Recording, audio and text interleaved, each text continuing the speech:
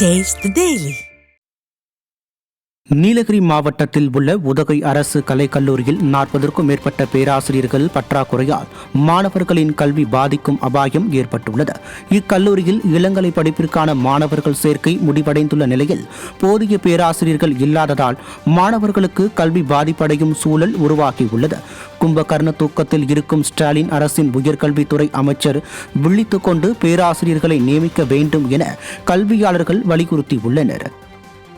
காவல் நிலையத்தில் அடித்துக் கொல்லப்பட்ட நபர் தீவிரவாதியா என கேள்வி எழுப்பியுள்ள உயர்நீதிமன்ற மதுரை கிளை நீதிபதிகள் அவரை தூக்கிச் சென்று அடித்து கொலை செய்தீர்கள் என காட்டமாக தெரிவித்துள்ளனர்.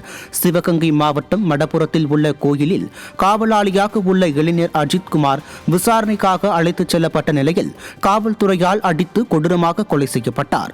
இந்த வழக்கு விசாரணையில் பேசிய உயர்நீதிமன்ற மதுரை கிளை நீதிபதிகள் விசாரணைக்கு வந்தபோது ஒரு சாதாரண வழக்கில் கைது செய்யப்பட்ட நபரிடம் எந்த ஆயுதமும் இல்லாத பட்சத்தில் போலீஸ் தாக்கியது ஏன்? கடந்த 4 ஆண்டுகளில் 24 லாக்அப் மரணங்கள் நிகழ்ந்துள்ள நிலையில் அதன் விவரம் என்ன என சரமாரியாக கேள்வி எழுப்பினர்.